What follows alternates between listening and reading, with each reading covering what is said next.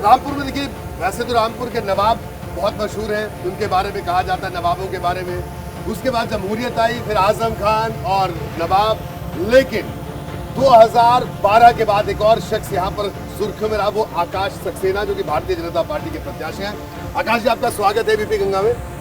तो कैसा आज चल रहा है चुनाव प्रचार आपका? बस चुनाव में अब निकलने की तैयारी है और अब जो अपना रामपुर का ग्रामीण क्षेत्र है, आज वहाँ का दौरा लगा हुआ है और वहाँ निकल रहे हैं सारे कार्यकर्ताओं के साथ। लेकिन आकाश, ये बताइए कि रामपुर में तो कहा जाता है कि आजम खान के बिना, आजम खान की जो राजनीति यहाँ पर है, उनकी जो सियासी जड़ें हैं, उनको हिलाना बड़ा मुश्किल है, ऐसा कहा जाता है। क्या कहना, तो ऐसे में कितनी मुश्किल जंग लग रही है?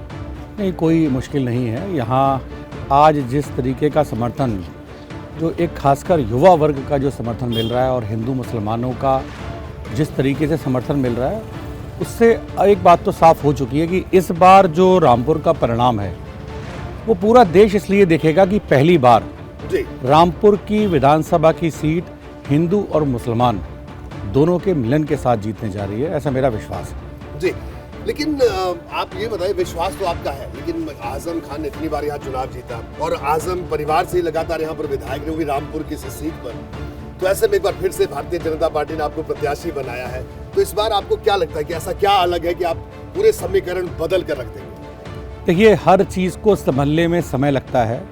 ये बात ठीक है कि 45 सालों से यहाँ पर एक व्यक्ति का यहाँ राज रहा है, लेकिन वो राज सिर्फ राज की तरीके से रहा है। यहाँ किसी को कभी कोई अधिकार नहीं मिला।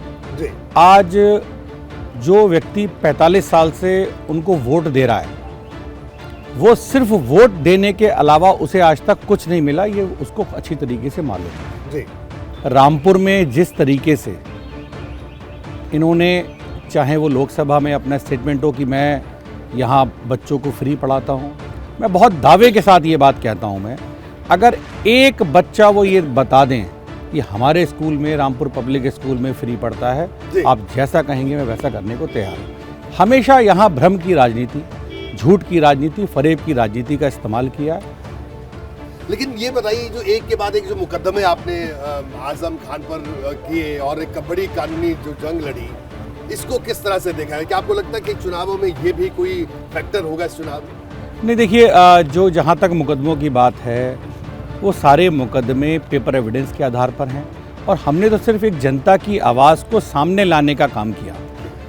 हमने जो यहाँ का बहुत गरीब मुसलमान है, जो यहाँ का बहुत गरीब दलित है और ऐसा तबका जो अपनी बात को कभी रख नहीं पाता था, हमने उस की बात को सरकार तक रखने का हमने काम किया। जांचें हुई, सब चीज़ सही पाई गई और उसके बाद मुकदमे दर्ज हुए और अब मुकदमों में सज़ा भी होना प्रारंभ हो चुकी है। ये सब आप देख रहे हैं। जी, तो ये बताइए, आपको सबसे बड़ा मुद्दा इस रामपुर के चुनाव में क्या है, जिसको आप लोगों के बीच लेकर जा रहे हैं, लोगों से बात जवाब कर रहे हैं? देखिए, हमारे सबसे बड़ा मुद्दा जो हम लेके चल रहे हैं, वो रामपुर में उद्योग का मुद्दा लेके चल रहे हैं। रामपुर में एक ज़माने में इंडस्ट्रीज़ के मामले में जो रामपुर है, वो उत्तर प्रदेश में द्वितीय स्थान पर आता था। कानपुर के बाद रामपुर का नंबर आता था। रामपुर में एक ज़माने में बहुत बड़ी बड़ी फैक्ट्रीज हुआ करती थी, जिसमें 50,000 से ज़्यादा परिवार जुड़े हुए थे और बहुत बड़ी संख्या में लोग काम करते थे। लेकिन इन्होंने अपने राजनीतिक फ़ायदे के लिए एक एक करके सारी फैक्ट्रीज को बंद करवाया। इन्होंने यहाँ के युवाओं से कलम छीनकर, यहाँ के युवाओं से रोज़गार छीनकर उनके हाथों में रिक्शा थमाने का काम किया, क्योंकि इन्हें पता है कि अगर पैसा कमाएगा तो दिमाग लगाएगा और दिमाग लगाएगा तो उनके पीछे नहीं आएगा। लेकिन हम उस हाथ को दोबारा कारोबार देने जा रहे हैं। हर घर में कारोबार होगा, उद्योग होंगे और मेरा विश्वास है कि अब इस रामपुर का जो नाम है, वो किसी आलतू फालतू के नाम से नहीं जाना जाएगा। हमारा रामपुर वापस उद्योग नगरी के नाम से जाना जाएगा और इस बार वो कानपुर के बाद द्वितीय स्थान पर नहीं, उत्तर प्रदेश में प्रथम स्थान पर आएगा, ऐसा हमारा विश्वास है। तो आकाश जी, बड़ी बात आप कह रहे हैं कि आप एक विजन लेकर चल रहे हैं कि रामपुर में उद्योग आए, रोजगार मिले, ये बात आप कह रहे हैं। और आपने एक बड़ी बात आपने कही कि रामपुर अब किसी आलतू फालतू नाम से नहीं जाना जाएगा। ये आलतू फालतू नाम पर किसकी तरफ इशारा था आपका? ये समझने वाले ये समझ जाते हैं, क्योंकि मैं तो नाम लेना भी मुझे बड़ा ख़राब लगता है। नाम लूँगा तो पूरा दिन ख़राब हो जाएगा।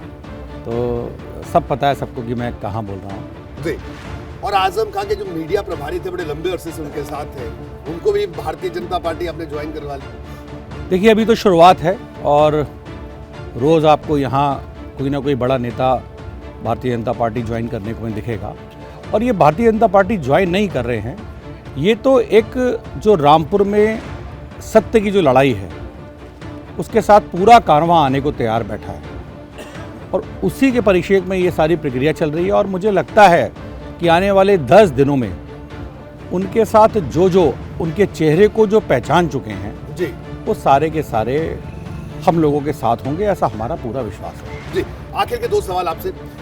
अभी आप जैसे चुनाव प्रचार कर रहे हैं, लेकिन रामपुर के बारे में जो अगर हम समीकरणों की बात करें तो लगभग 60% मुसलमान वोटर यहाँ पर हैं और तो ऐसे में अगर ध्रुवीकरण की स्थिति होती है तो समीकरण कुछ और भी बन सकता है। देखिए, यहाँ के लोग अब बहुत ज़्यादा समझदार हैं। 4.5 साल की सरकार जिस तरीके से यहाँ के मुसलमानों के दिमाग में अब ये बात घर कर चुकी है कि अगर हमें सरकार से कोई मदद लेनी है तो उसके लिए विधायक चुनना होगा, और वो मन बना चुके हैं। मैंने पहले भी आपसे कहा है कि इस बार जो रामपुर का परिणाम होगा वो पूरा देश सिर्फ इसलिए देखेगा कि पहली बार ऐसा होने जा रहा है कि हिंदू और मुसलमान दोनों के वोटों पर ये सीट जीतने जा रही है। भारतीय जनता पार्टी यहाँ ऐतिहासिक विजय की ओर है। जब रामपुर में लोकसभा का उपचुनाव हुआ तब आजम खान की तरफ से या सपा की तरफ से आरोप लगाया गया कि साहब प्रशासन का गलत इस्तेमाल हुआ, लोगों को वोट नहीं देने दिया गया, इस वजह से बीजेपी यहाँ जीत गई। इस पर क्या कहना?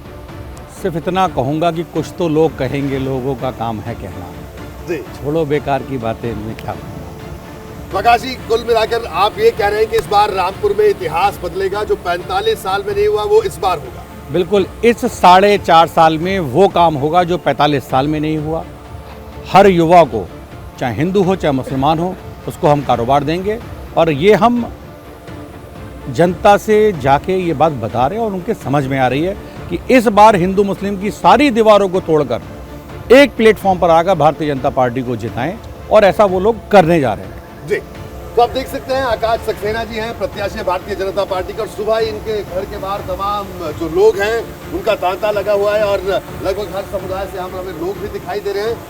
दावा बड़ा आकाश जी कर रहे हैं, लेकिन और उनका ये कहना है कि इस बार जो 45 साल में नहीं हुआ इस बार रामपुर में वो होगा।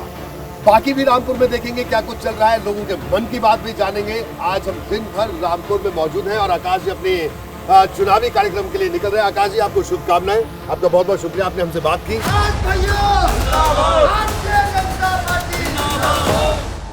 लड़ाई कांटे की है। भाजपा के आकाश धुआंधार प्रचार में जुटे हैं और रामपुर की इस लड़ाई को नवाबों की कोठी और ज्यादा रोमांचक बना रही।